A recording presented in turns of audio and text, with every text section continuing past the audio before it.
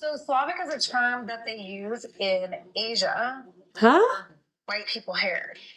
It's too early and I'm too used to European tradition. Saying that Slavic hair is a term that Asian back. Okay. I feel like we need to deep dive into this. Another video, I went down a rabbit hole on TikTok and I saw a video, and it was, I think, originally from a podcast, and it was another creator saying that Slavic hair doesn't exist and that it is a term coined by Asian or Chinese hair factories. And the other creator stitched it on TikTok and was basically saying, you are then disregarding a whole race of people. So let's dive into it.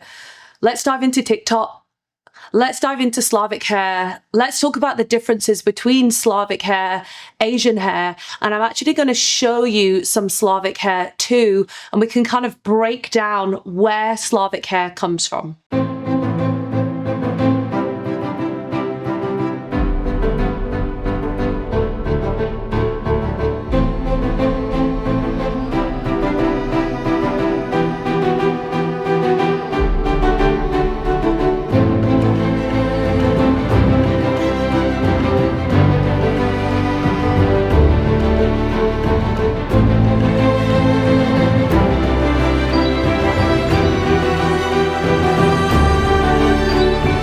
Okay, so I've just seen this TikTok going around where someone is saying that Slavic hair is basically just a term used for Asian hair in Asia. And I've seen a lot of hairstylists talking about this. They've been reposting it, they've been asking questions. And honestly, I think this is where the hair extension industry gets really confusing. Because yes, there are a lot of misleading names in the hair industry. Yes, some companies absolutely use fancy words to sell lower quality hair. But saying that Slavic hair is just a made up term for Asian hair is not exactly correct. Slavic hair is not just a random marketing word. It actually refers to hair sourced from Slavic or Eastern European regions. And the reason it became so popular in the extension world is because of its natural texture, softness, finer density, and the lighter natural colors.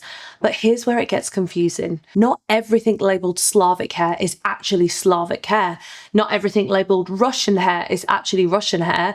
And not every company using these words is telling you the full truth. So in this video, I want to break down what Slavic hair actually is, what Russian hair actually means, why Asian hair is often mislabeled, and why some hair is heavily processed to look like European hair, and how you as a stylist or client consumer can understand what you're really buying. And for anyone new here, I've been working with hair extensions for over 13 years. I'm a salon owner, I'm behind the chair every week, and I've taught hair extension education for some of the biggest brands in the industry.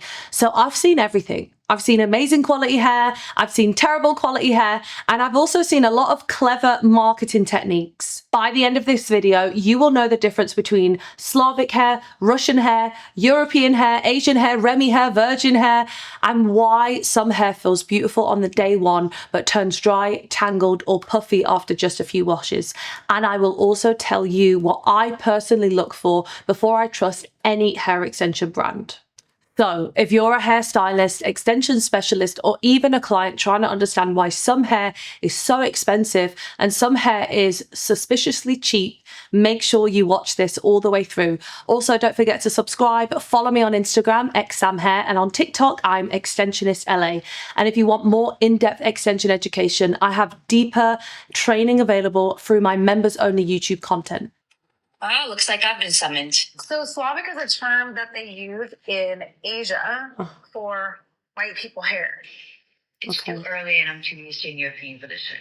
Saying that Slavic. All right, so let's start with the claim itself, what the first lady in the video is saying. And she basically says that Slavic hair is just a term used to describe Asian hair. Now, I understand why someone might think that, because the hair industry is full of confusing labels. But really and truly, that statement needs context. We need to understand like why she's saying that and what that refers to it. So some companies do misuse the term Slavic hair, and some Asian hair can be processed to look softer, lighter, or more European, but that doesn't mean that it's genuine Slavic hair. And it doesn't mean to say that real Slavic hair doesn't exist, because the problem is not the term itself. The problem is the dishonest marketing. So let's kind of break down what Slavic hair is and what usually Slavic hair refers to. So Slavic hair is referring to hair that is sourced in Slavic regions. Often this is going to be your Eastern European regions. So Slavic hair comes from many different countries. I think a lot of people blanket Russia as Slavic hair, but in actuality, what the girl who duetted the video on TikTok was saying, rightly so, is that so much of Russia actually lies in Asia and only some of Russia lies in Eastern European. So when you're referring to Slavic hair, it's not necessarily Russian hair. It can be. However, it can also be these different countries that are in Central or Eastern Europe. So some of them are going to be your Russia, your Ukraine, your Belarus. In the West, you've got Poland, Czech Republic, Slovakia, and then in the South Slavs, it could be Slovenia, Croatia, Bosnia, even Serbia, Bulgaria, Montenegro. There's so many Slavic countries. So first of all, to say that Slavic is a made-up term is not true. I have Polish heritage. My mum is Polish. So technically my hair is Slavic, right? And that's what I wanted to break down today. The reason that Slavic hair is so desirable to some people is because it's usually lighter. So it's on the lighter side of the color scale, maybe a light brown or a dark blonde. Another thing that makes Slavic hair different than Asian hair is the strands itself are going to be finer. So this you can see is Slavic hair. And the reason why I like it is because it mimics my natural density. My hair is Slavic, so this Slavic hair mimics that. The strands feel like my own, they're finer, and a lot of the time it's a little bit wispier as well. Another thing about Slavic hair is you're not just going to get straight texture. You can get waves, you can get curls, and it's not been chemically processed or permed. So for example, this is Slavic hair.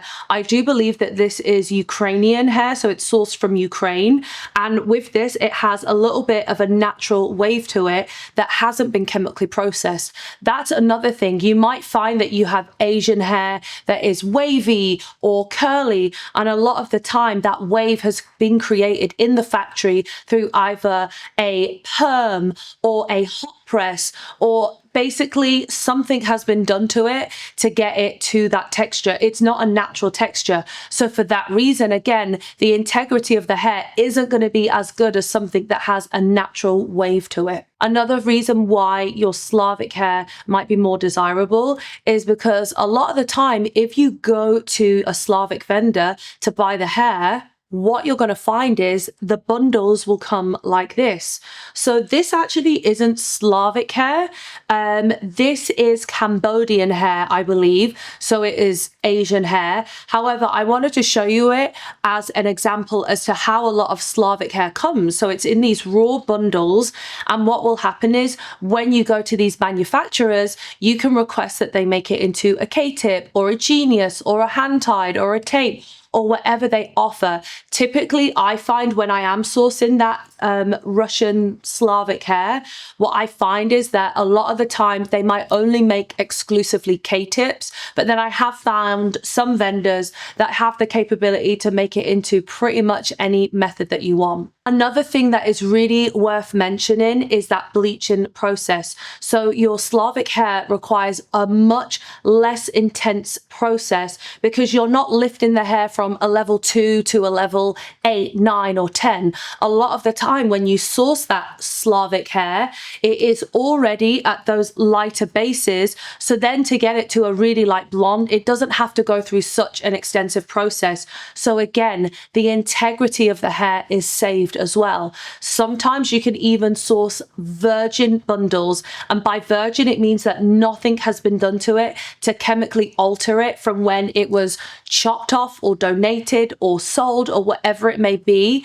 and then made into whatever method you want. All that's happened is they've made it into the method and they sold it to you, and it's virgin. It's not been colored, it's not got any sort of chemical coating on it, it's not been permed. It's truly in that raw virgin state. And of course, if you're sourcing hair that is virgin hair, then a lot of the time you're going to find you have a longer lifespan. So maybe with a brand that's been processed, maybe you only get a year out of it, rather than with that Slavic hair that's virgin, you might get 2 years out of it. It all depends as well on that client aftercare. Okay, so now that I've kind of explained the Slavic hair a little bit, let's talk about Asian hair and why Asian hair can still be strong, healthy, beautiful, and is also still a really good option for your clients. Slavic hair isn't going to be right for everyone, and that's why it's so good to have all these different vendors, factories, brands out there on the market, because you might find that Asian hair works better for your client. Maybe their hair is thicker, their strands are thicker, maybe they have really poker straight hair. Asian hair is going to be perfect for them, and it also comes with a lesser price tag as well. The difference that you're going to find between your Asian hair and your Slavic hair is Slavic hair, generally speaking, has a bit higher of a price tag. With your Asian hair, it can still feel really silky, it can still look amazing, and you're going to get a lot of density with it as well, because a lot of the time as well with your Asian hair is because it has the thicker strands, it looks thicker throughout.